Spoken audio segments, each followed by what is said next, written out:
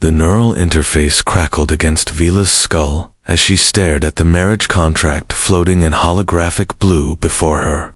Her fingers trembled not from fear, but from the constant phantom pain that had plagued her since the hegemony's interrogation. 3 months of their hospitality had left her with more scars than skin, more metal than bone, and a mind that flinched at every shadow. "The human will suffice," came the synthesized voice of her Kethmori father by adoption, Administrator Vextel. His chitinous form towered behind her, mandibles clicking with what she'd learned to recognize as satisfaction. "The Alliance has agreed to our terms. This union will secure the mining rights we require." Vila's cybernetic I-word, as it focused on the human male's image in the contract files. Kalen Thorne, it read. Captain of the exploration vessel. Wanderer's Hope. 28 standard years. No family ties, no political connections. Nobody really. Selected for his expendability rather than his worth. Perfect for a broken thing like her. She'd been human once. Before the Kethmori rescued her from the hegemony's torture chambers. Before they'd rebuilt her shattered body with their biotechnology and claimed her as one of their own. The irony wasn't lost on her marrying back into the species that had originally abandoned her to die. "He arrives tomorrow," Vextel continued, his translator rendering his clicks into sterile galactic standard. "The ceremony will proceed as planned. You will play your part, daughter of Michuzan." Vela nodded, her synthetic vocal cords producing the expected response. "I understand, Father Protector." But she didn't understand. How could she explain to this human that she was more machine than woman now? That her heart beat to the rhythm of artificial regulators? That her memories were stored in quantum matrices alongside her organic brain tissue? That sometimes she woke screaming, reliving the sensation of having her humanity carved away piece by piece? The door chimed, and her handler she refused to think of Nixera as a friend entered the chamber. The Kethmori female's iridescent carapace caught the light as she approached, her movements precise and predatory. "The human ship has been detected at the system's edge," Nixara reported. "Shall I prepare the ceremonial chambers?" "Yes," Vextel replied, "and ensure our daughter understands her duties. The human must believe this arrangement is ... genuine." After they left, Vela remained staring at Kalen Thorne's image. His face held a weathered kindness, crow's feet suggesting someone who smiled often, despite whatever hardships had led him to accept this arrangement. His file mentioned commendations for evacuating civilian colonies during the hegemony expansion, for treating wounded aliens when others would have left them to die. A rescuer, then how fitting. She pressed her palm against the cool metal plating that covered half her chest, feeling the gentle hum of the power core that kept her alive. Tomorrow, she would stand before this stranger and pledge herself to him, knowing full well that she was little more than a diplomatic tool wrapped in damaged flesh and synthetic components. But perhaps, and this thought surprised her with its audacity, perhaps, being a tool in gentle hands might be preferable to being a weapon in cruel ones. The hologram flickered and died, leaving her alone with her reflection in the darkened screen. Vila wondered if Kalen Thorne would see anything worth saving when he looked at her, or if he would simply see what she had become, a beautiful nightmare. A bridge between species built from broken dreams and recycled parts. Tomorrow, she would find out if humans could love monsters. The Wanderer's Hope settled onto the landing platform with the whispered grace that marked advanced human engineering. Vela watched from her tower window as the ship's captain emerged, flanked by 2 Kethmori honor guards whose ceremonial blades gleamed in the artificial sunlight of the biodome. Kalen Thorne moved like someone comfortable in his own skin, luxury she barely remembered. His uniform was crisp but practical, worn in the way that spoke of countless worlds and endless journeys. When he looked up at her tower, she instinctively stepped back from the window, her optical implants automatically adjusting to compensate for the sudden change in light. "Nervous, Sister Vu, my heart?" Nixara's voice carried the subtle harmonics that indicated amusement in Kethmori's speech. Cautious, Vela corrected, running her fingers along the seam where synthetic skin met metal along her jawline. The nervous habit had developed after her reconstruction, a way to ground herself when the phantom sensations became overwhelming. He's smaller than expected, Nyxora observed, settling her considerable bulk onto the reinforced furniture designed for her species. Humans always appear so. Fragile. Vela knew better. She'd seen what humans could endure, how they could break and still find ways to keep fighting. The hegemony had been fascinated by human resilience, had spent considerable resources trying to quantify it, catalog it, ultimately exploit it. They'd failed to break her completely, hence her rescue and subsequent adoption into Kethmori society. The ceremonial chimes announced Kellen's arrival in the diplomatic sector. Vela's enhanced hearing picked up his footsteps 3 corridors away. The slight hesitation as he encountered his first glimpse of Kethmori architecture.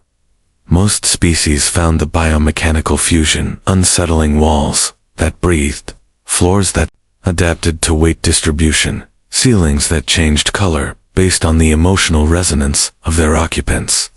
Remember, Nyxara said, rising to her full 3-meter height, you are Kethmori now. Your past belongs to us, as does your future. This human is merely a bridge to greater purposes. Vela nodded, but something in her artificial heart stuttered.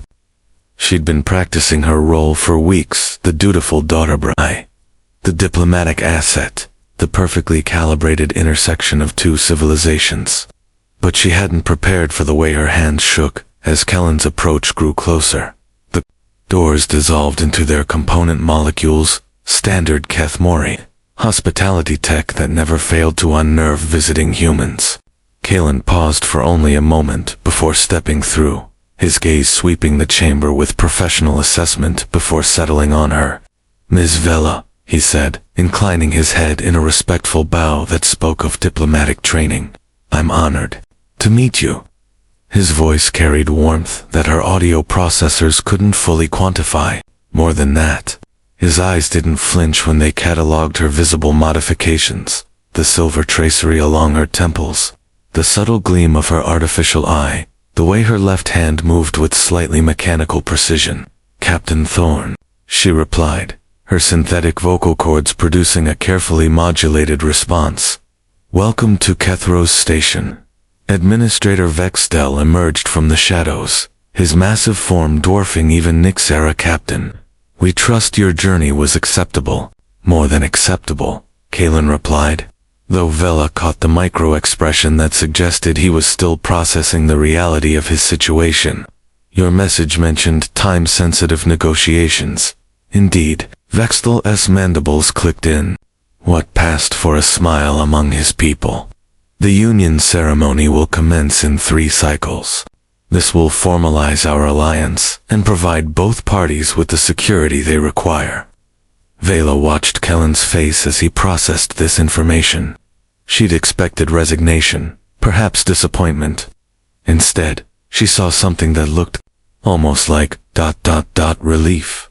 I understand, Kellen said. Might I have a moment to speak with my intended bride, privately?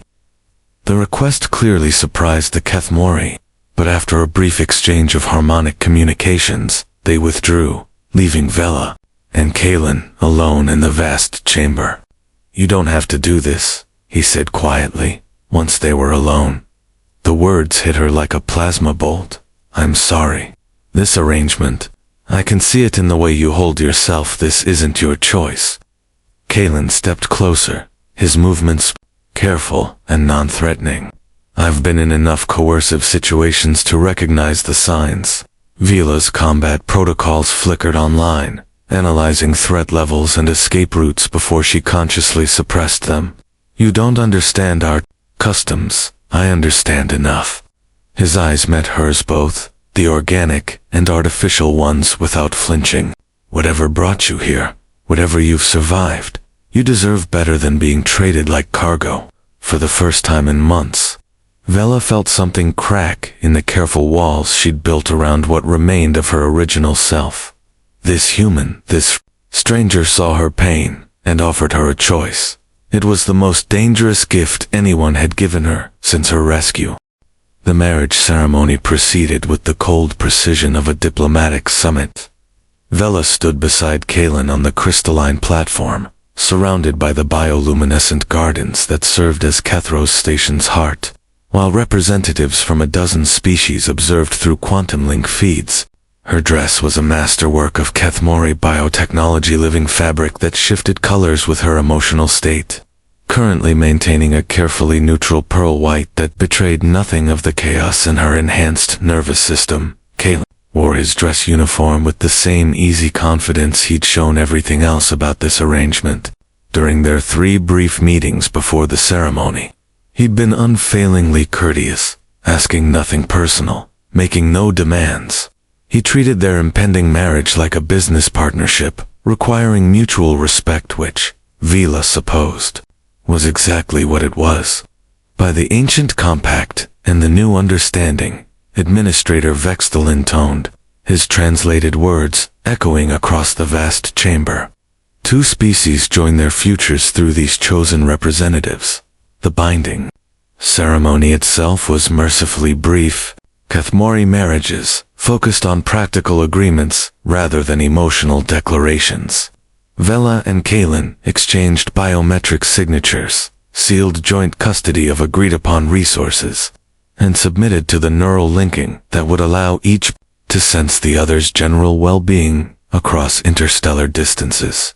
The moment their modified nervous systems connected, Vela gasped. Where she'd expected the clinical sensation of another technological integration, instead she felt ... warmth. Not physical heat, but something deeper, steady presence that seemed to buffer the constant background noise of her artificial components. For the first time since her reconstruction, the phantom pains quieted. Kellen's eyes widened, and she realized he was experiencing something similar. The neural link was designed to be shallow, just enough to satisfy Kethmori bonding requirements, but somehow their connection had stabilized at a deeper level than anticipated. Through the link, she felt his confusion, his concern, and underneath it all a core of determined protectiveness that made no logical sense given their circumstances. The union is sealed, Vextel announced, his satisfaction evident in the harmonic undertones his translator couldn't quite render. May both species prosper through this joining. The reception that followed blurred together in a haze of diplomatic pleasantries and ceremonial foods that Vela's modified digestive system could barely process. Through it all, she remained hyper-aware of Kellen's presence beside her, the steady pulse of his emotions through their unexpected bond, providing an anchor in the social storm. It wasn't until they were finally alone in their quarters, that the magnitude of their situation truly hit her. "We need to talk," Kalen said, settling into one of the chairs sized for human proportions that had been hastily added to the living space. That neural link wasn't supposed to work like that. Vela remained standing, her back to the wall, an old habit that died hard. Kethmori bonding technology is very advanced. That's not what I mean, and you know it. His voice was gentle but insistent. I've been through neural linking procedures with alien species before. There's surface-level connections, barely more than enhanced communication devices. What happened between us was something else entirely. She could feel his certainty through their bond, tinged with wonder and not a little fear. I don't understand what you're implying. I'm implying that despite everything that's been done to you, and yes, I can sense enough through the link to know you've been through hell. You're still human enough for our nervous systems to recognize each other as compatible. The words hit her like a physical blow. Human enough. She'd been so focused on cataloging everything that had been taken from her, replaced, upgraded, that she'd never considered what might remain unchanged at her core. The hegemony spent 3 months trying to break me, she found herself saying, the words tumbling out before she could stop them. They said humans were weak, that our individuality made us vulnerable. When the Kethmori found me, I was more dead than alive. Through the neural link, she felt Kellen's surge of protective anger, quickly controlled, but not hidden. How much do you remember? About being human? I mean, fragments. She touched the seam along her jaw again, the familiar gesture somehow comforting. I remember a sister who used to braid my hair. The taste of real chocolate. The sound of rain on a roof made of actual wood. She paused. I remember believing that people were fundamentally good before I learned otherwise. And now, Vela looked at him, really looked, not just cataloging threat assessments or diplomatic necessities. Kalen sat relaxed in his chair, but she could sense his readiness to spring into action if needed. His hands were scarred from work and fighting, but his eyes held the same steady kindness she'd noticed in his file photo. Now I don't know what to believe, she admitted. The Kethmori saved my life, gave me purpose, made me stronger than I ever was as a human, but they also made me into something I don't recognize. You're still you, Kalen said quietly. Modified, rebuilt, upgraded, but still you. I can feel it through the bond. Whatever core essence makes you who you are, they couldn't touch that. For the first time since her rescue, Vela allowed herself to sit down, not against the wall, not positioned for optimal tactical advantage, but simply, sitting, like a person rather than a weapon. Why did you agree to this marriage? She asked.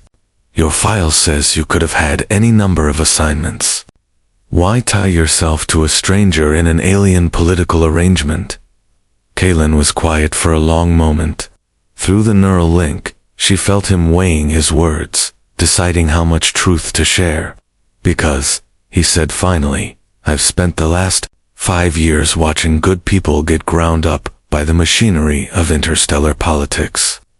Colonies abandoned, refugees ignored, entire species written off as acceptable losses. When the Kethmori approached the Alliance about this arrangement, I read between the lines. You weren't just a diplomatic asset. You were someone who needed an ally. You don't even know me. No, he agreed. But I know what it's like to be used by people who claim to care about you. And I know that everyone deserves at least one person in their corner who isn't asking for anything in return. Through their bond, Vela felt the absolute sincerity of his words. No hidden agendas, no ulterior motives, just a fundamental belief that people should help each other when they could. It was the most human thing she'd encountered since her reconstruction. 3 weeks into their marriage, Vela discovered that Kalen talked to his ship. She found him in the small docking bay attached to their quarters, hands deep in the maintenance panel of the Wanderer's Hope, carrying on what appeared to be a completely one-sided conversation about fuel efficiency ratings and atmospheric processor optimization. Double quotes, ... And if you keep overcompensating on the port stabilizers, we're going to end up with uneven thruster, where he was saying to the ship's central console. I know the Kethmori gravity generators feel weird, but you need to trust the sensors. Optical implants automatically recorded the scene, categorizing it as either concerning psychological behavior or charming human eccentricity. Given what she'd learned about Kalen over the past few weeks, she was leaning toward the latter. Does she talk back? Vela asked, stepping into the bay. Kalen didn't startle. Their neural bond meant he'd sensed her approach, but he did look slightly embarrassed. Ship's AI is pretty sophisticated.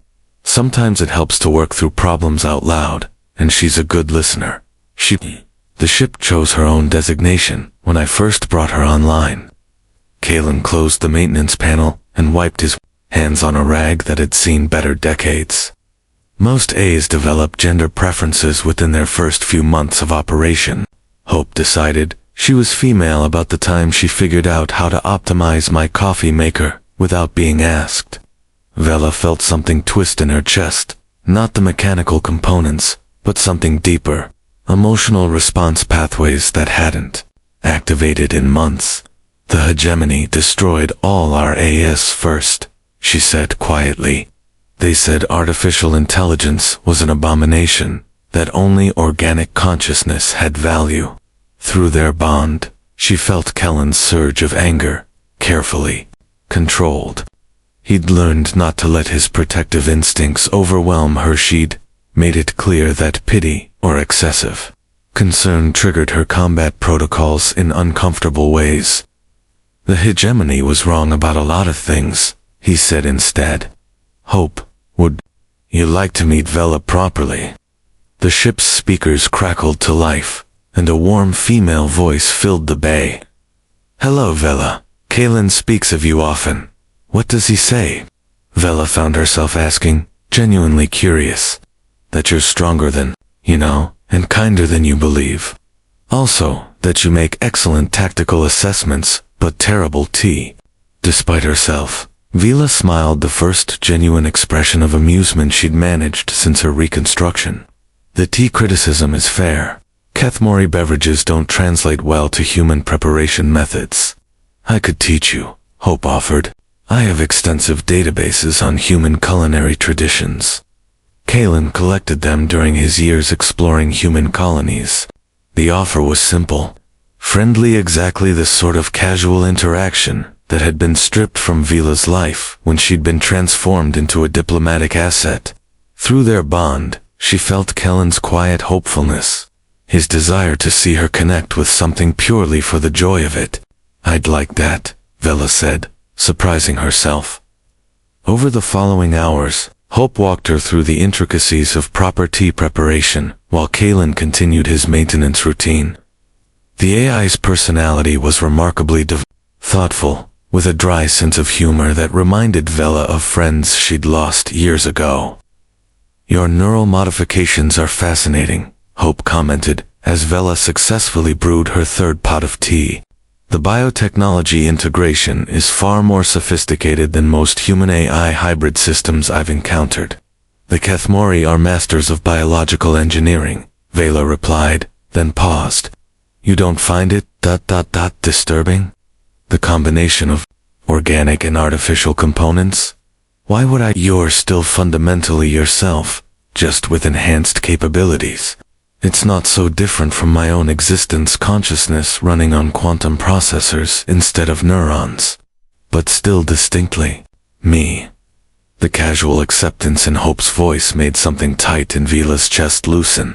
Here was an artificial being who understood the complexity of existing between organic and synthetic states, who didn't see her modifications as corruptions of her humanity. Can I ask you something? Vela said to Kalen, who was now recalibrating. The ship's environmental systems, of course. Why haven't you asked me about what happened during my captivity? Most people would be curious about the details. Kalen was quiet for a moment, his emotions complex and layered through their bond. Because your trauma belongs to you, he said finally. If you want to share it, I'll listen. If you don't, that's your choice. I'm not entitled to your pain just because we're married. The simple respect in his words was almost overwhelming. Vela had grown accustomed to being treated as either a victim to be pitied or a weapon to be deployed. The concept of her experiences being entirely her own to share or withhold was revolutionary. The hegemony believed that breaking individuals would break humanity as a whole, she found herself saying. They couldn't understand that our strength comes from our connections to each other, not from some collective consciousness. What did they do to you? Kalen asked gently. They tried to map human neural pathways by systematically destroying them. Physical torture to test pain thresholds, psychological manipulation to identify emotional vulnerabilities, surgical procedures to understand how our consciousness processes trauma. Vela's voice remained steady, clinical. She'd learned to discuss her ordeal like a tactical briefing. When the Kethmori found me, my original body was beyond saving. They had to rebuild me from the cellular level up.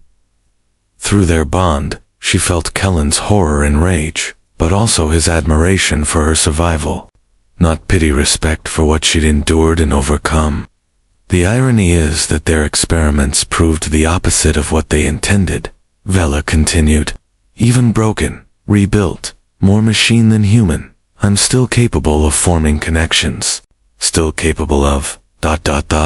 double quotes, she paused, searching for the right word. Love, Hope suggested quietly. Vila looked at Kalen, at this human who'd married a stranger, to give her an ally, who talked to his ship like family, who respected her boundaries while offering unwavering support. Yes, she said, still capable of love. The admission hung in the air between them, carried through their neural bond with perfect clarity. Kalen set down his tools and moved toward her, stopping just within arm's reach, close enough to touch if she wanted, far enough away to maintain her comfort zone. I know this marriage started as a political arrangement, he said quietly, but I want you to know that whatever it becomes, whatever you need it to be, I'm here. Not as a duty, not as an obligation, but because I choose to be. For the first time since her reconstruction, Vela reached out and took another person's hand without tactical considerations or diplomatic necessities driving the action. She simply wanted the contact, the warmth, the human connection.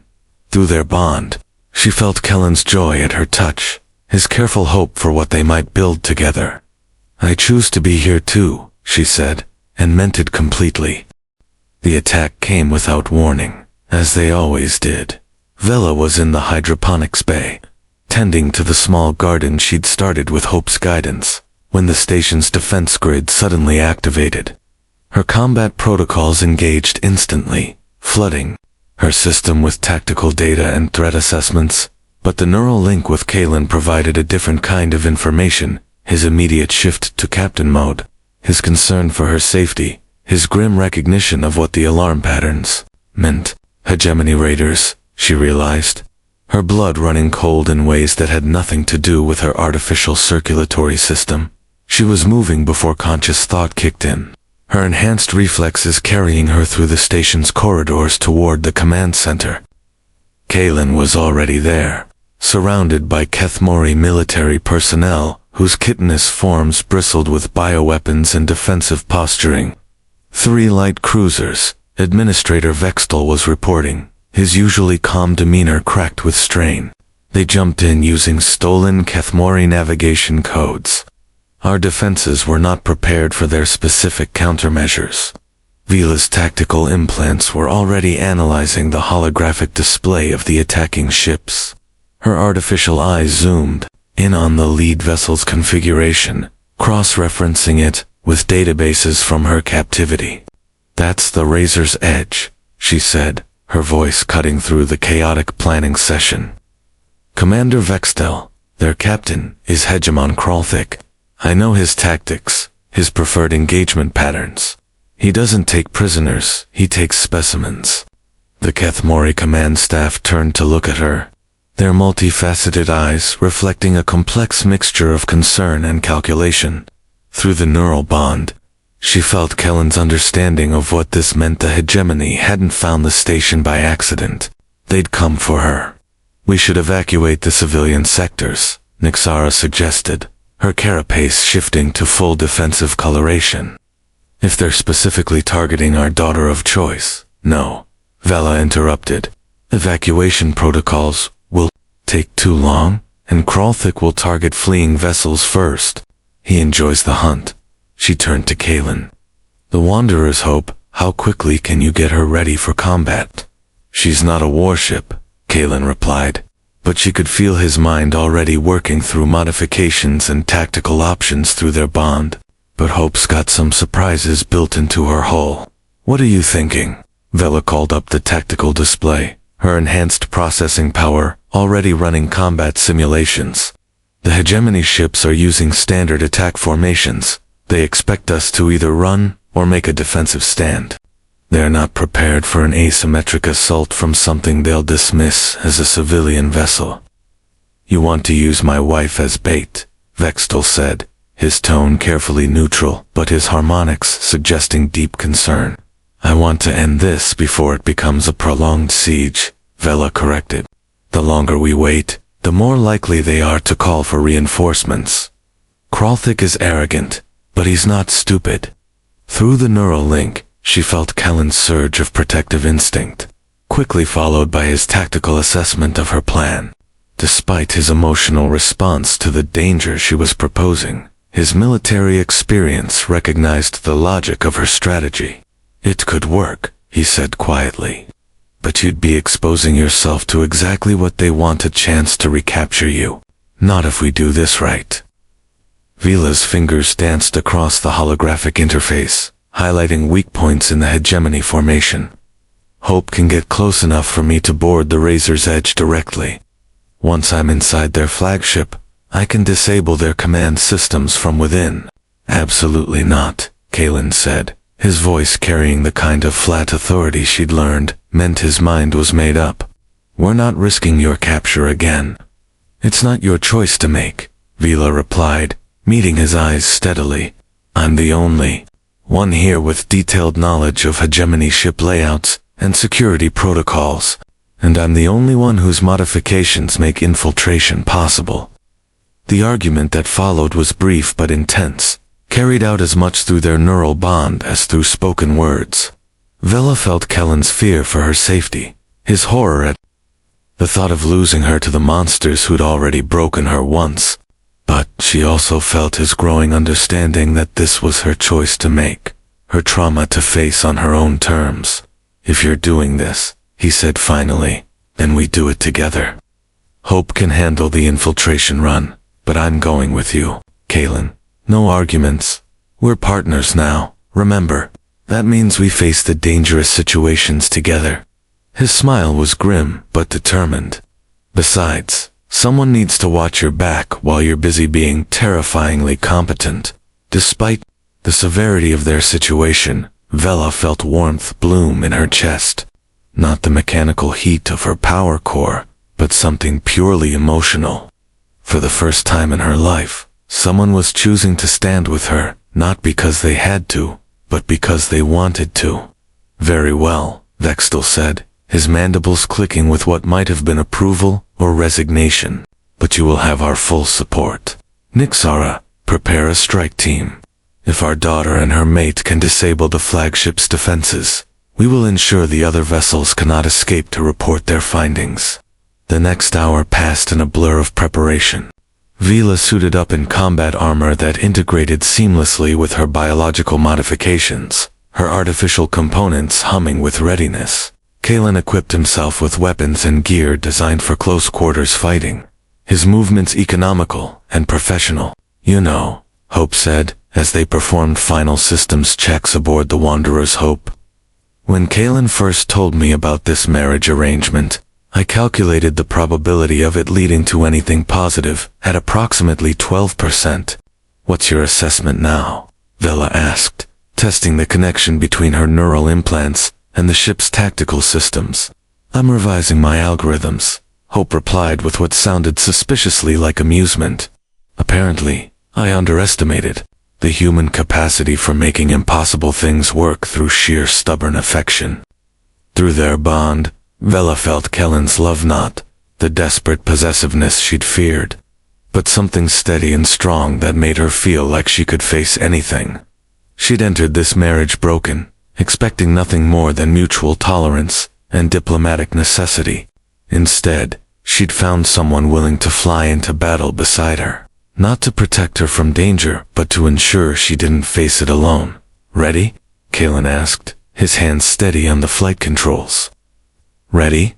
Vela confirmed, her weapons systems online and her tactical implants fully synchronized with Hope's sensors. The Wanderer's Hope launched from Kethros Station like a missile, heading straight for the heart of the hegemony formation. Through the neural link, Vela felt Kellen's fierce determination, his absolute trust in her abilities, his unshakable conviction that they would succeed because they were facing this together. For the first time since her reconstruction, Vila felt truly human again. The Razor's Edge hadn't changed much since Vila's last unwilling visit. The same sterile corridors, the same harsh lighting designed to disorient prisoners, the same subtle hum of torture equipment built into the ship's very infrastructure. But this time, she wasn't a helpless victim being dragged through these passages. This time, she was the predator. Her enhanced reflexes carried her through the ship's security systems like a wraith. 3 months of captivity had given her intimate knowledge of every corridor, every junction, every blind spot in the vessel's surveillance network. Behind her, Kalen moved with the fluid precision of someone who'd spent years boarding hostile vessels. His weapons ready, but his emotions steady through their neural bond. They encountered their first guards at the junction leading to the command section. Vila's combat protocols engaged, her artificial components seamlessly coordinating with organic reflexes to put down 4 hegemony soldiers before they could raise an alarm. It wasn't until she saw the expression on Kellen's face that she realized how brutally efficient she'd become. "I'm not the same person who was taken from that human colony," she said quietly, checking her weapons. "The Kethmori didn't just rebuild my body, they made me into something that could survive in a universe that wanted to destroy me." Through their bond, she felt his complex emotional response, concern for what her experiences had cost her, admiration for her strength, and underneath it all, unwavering acceptance of who she'd become. "You're still you," he said, the same words he'd spoken weeks ago, but with deeper understanding now. Stronger, changed, but still the person who grows. Planson makes terrible tea and worries about whether artificial beings can understand love. The observation made her smile, despite their circumstances. He was right beneath all the modifications and trauma and carefully constructed defenses. She was still fundamentally herself. They reached the command center to find Hegemon waiting for them.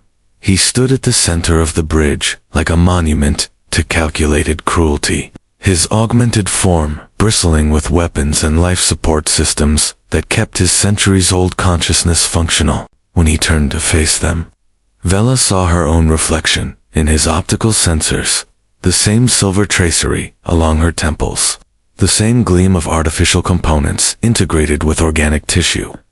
"My greatest success," Kralthik said, his synthesized voice carrying harmonics designed to induce fear. "You've exceeded even my projections for adaptive capability." "I'm nothing like you," Vela replied, her own weapons trained on him, but her voice steady. "Aren't you? Enhanced reflexes, integrated weapon systems, modified neural pathways optimized for combat efficiency. You are exactly what I intended to create, the perfect fusion of organic consciousness and technological superiority." Vela felt Kellen's presence beside her, his absolute conviction that she was nothing like the monster in front of them. Through their bond, she sensed his ready to act if needed, but also his trust in her ability to handle this confrontation on her own terms. "You're wrong," she said to Kralthik.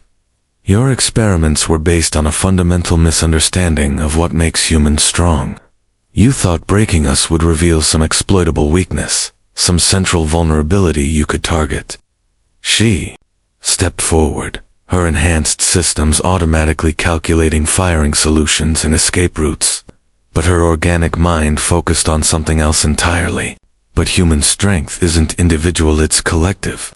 It's the bonds we form with each other, the way we choose to stand together even when it would be easier to stand alone." She gestured toward Kalen, without taking her eyes off Kralth. "You made me stronger, but you didn't make me like you. The Kethmori gave me purpose, but they didn't make me loyal to them above all else. And Kalen," she paused, feeling the warmth of their connection through the neural bond. "Kalen gave me back my choice." Sentiment, Kralthik dismissed. Weakness, disguised as virtue. "No," Vela said, and triggered the virus she'd been uploading to the ship's systems since the moment they'd boarded. "Connection. The thing you'll never understand." The Razor's Edge shuddered as its command systems crashed, emergency lighting flooding the bridge as the virus spread through every network node. Around them, hegemony officers scrambled to regain control of their vessel, but Vila's knowledge of their systems was too complete, her sabotage too thorough. Through the neural link, she felt Kellen's fierce pride in her capabilities, his unwavering belief that she was choosing to be something better than what her torturers had tried to make her. Kralthik raised his integrated weapons, but Vela was already moving. 3 months of captivity had taught her his response patterns, his preferred attack vectors, his arrogant assumption that superior technology guaranteed victory. she flowed around his assault like water, her enhanced reflexes turning his own predictability against him. The fight was brief and decisive. When it ended, Krothic lay deactivated on the deck plating, his centuries of cruelty finally brought to an end by one of his own victims turned survivor. The other ships? Kaelin asked, helping her to her feet. Already surrendering, Vela replied, her tactical implants monitoring the communications channels. Without their flagship's command codes, they can't coordinate their retreat. Nyx's strike teams are taking them intact. They made their way back to the Wanderer's Hope through corridors now filled with Kethmori forces securing the vessel. Several of the younger warriors approached Vela with expressions that mixed respect and curiosity. She had become something of a legend among them. The human who was more than human. The bridge between species who had proven that strength could come from connection rather than domination. How do you feel? Kaelin asked as they settled into Hope's familiar cockpit. Vela considered the question seriously. Her artificial components were functioning optimally, her organic systems stable, her tactical assessments clear and precise. But underneath all the technical readouts, she felt something she hadn't experienced since before her capture. Complete, she said finally. Not because the trauma is gone, it never will be entirely, but because I'm no longer defined by what was taken from me. What defines you now? Hope asked through the ship's speakers. Vela looked at Kaelin, at this human who had chosen to stand with her not because she was broken and needed fixing, but because she was strong and deserved partnership. Through their neural bond, she felt his love, not the desperate need to possess or protect, but the steady commitment to support whatever she chose to become. My choices, she said. The connections I make. The person I decide to be each day. And who is that person? Kaelin asked, softly. Vela smiled, feeling the expression reach all the way to her organic heart, despite the mechanical components that kept it beating. Someone who grows plants and makes terrible tea and loves an AI who optimizes coffee makers. Someone who married a stranger and found a partner.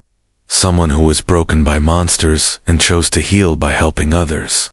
As the Wanderer's Hope docked with Kethros Station, Vela felt the familiar sensation of coming home, not to a place, but to a state of being where she was accepted completely for who she was.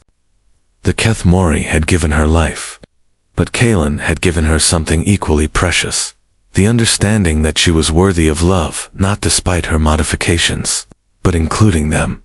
6 months later, they stood in the same bioluminescent gardens, where they'd been married, but this time, the ceremony was entirely their choice. Administrator Vextel performed the human bonding ritual with careful dignity, while Hope provided musical accompaniment that somehow managed to blend human and Kethmori harmonic traditions into something entirely new. I enter this marriage, Vela said, speaking the vows they'd written together, not because I'm unchanged by what I've experienced, but because I choose to define myself by love rather than loss. I enter this marriage grateful, Kaelin replied, his hands warm in hers, both the organic and the artificial one. Not because you needed healing, but because you chose to heal alongside me.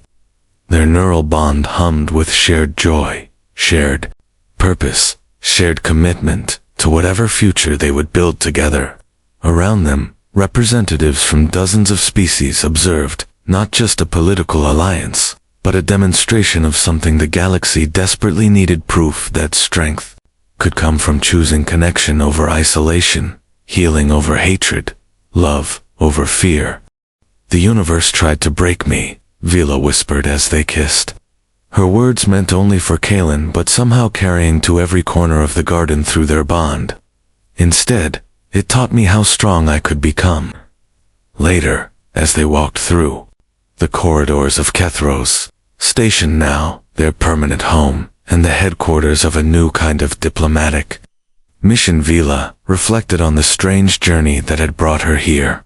She had entered their marriage as a broken tool, useful only for the political purposes of others. She had discovered instead that she was a person capable of growth, change, love, and choice. The modifications that she'd once seen as symbols of her victimization had become instruments of her strength. The trauma that had nearly destroyed her had transformed into wisdom that could help others heal. "What are you thinking about?" Kaylin asked, sensing her contemplative mood through their bond. "The future," Vila replied, watching through the stations windows as ships from across the galaxy arrived, seeking the new model of interspecies cooperation they were pioneering. All the people we might be able to help, all the connections we might be able to forge. Sounds like a good life, Hope observed from the speakers mounted throughout the station. "It is," Vela agreed, her artificial hand finding Kellen's organic one, their neural bond carrying the weight of shared dreams and mutual support. "It's exactly the life I choose." In the end, that was what healing meant, not the erasure of scars, but the recognition that even broken things could grow into something beautiful when given the right conditions. She had entered the marriage, broken, carrying the weight of trauma and mortification that she'd believed made her less than human. She had discovered instead that humanity was not something that could be taken away by torture or enhanced by technology. It was a choice, the choice to connect, to care, to stand with others against the darkness. And she chose it, every day, with the partner who had helped her remember that choice was hers to make. The end.